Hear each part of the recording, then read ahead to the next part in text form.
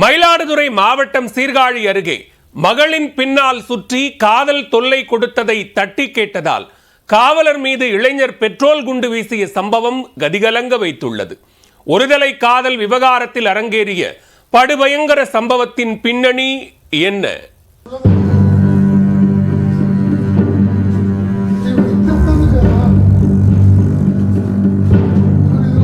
மகளின் பின்னால் சுற்றிய இளைஞரை அழைத்து காவலர் கண்டித்துள்ளார். ஆத்திரத்தில் இளைஞர் வீசிய பெட்ரோல் குண்டில் காவலர் படுகாயமடைந்தார். ஒருதலை காதல் விவகாரம் கொலை முயற்சி வரை சென்றதன் பின்னணி என்ன?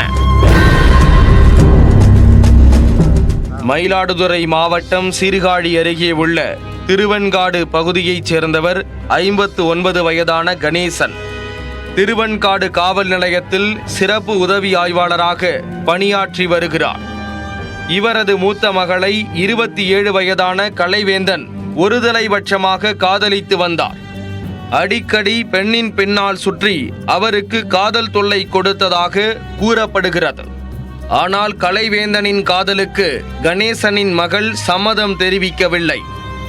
விடாது துரத்திய கலைவேந்தன் தன்னை காதலிக்கும்படி கூறி அப்பெண்ணிற்கு அழுத்தம் கொடுத்ததாக சொல்லப்படுகிறது. அதில் மன உளைச்சலுக்கு ஆளான அந்த இளம் பெண் தனது தந்தையிடம் அது குறித்து கூறியுள்ளார். இதனால் கலைவேந்தனை அழைத்து காவலர் கணேசன் கண்டித்துள்ளார்.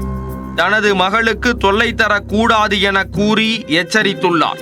அதில் ஆத்திரமடைந்த இளைஞர் கொடூர செயலில் ஈடுபட்டுள்ளார். சம்பவத்தன்று தான் காதலித்த பெண்ணின் வீட்டிற்கு சென்ற கலைவேந்தன் மறைத்து வைத்திருந்த பெட்ரோல் குண்டை வீசியுள்ளார். தரையில் பட்டதும் வெடித்து சிதற வீட்டு வாசலில் அமர்ந்திருந்த கணேசன் படுகாயமடைந்தார். சத்தம் கேட்டு ஓடி வந்த அக்கம் பக்கத்தினர் அதிர்ச்சி அடைந்தனர். காயங்களுடன் வலியால் துடித்துக் கொண்டிருந்த கணேசனை மீட்டு சீர்காழி அரசு மருத்துவமனையில் சேர்த்தனர். தொடர்ந்து கலைவேந்தனை பிடித்த பொதுமக்கள் அவரை திருவெண்காடு காவல் நிலையத்தில் ஒப்படைத்தனர்.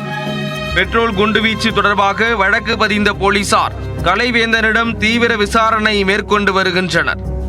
மகளின் பின்னால் சுற்றி காதல் தொல்லை கொடுத்ததை தட்டி கேட்டதால் காவலர் மீது இளைஞர் பெட்ரோல் குண்டு வீசிய சம்பவம் அதிர்ச்சியை ஏற்படுத்தியுள்ளது.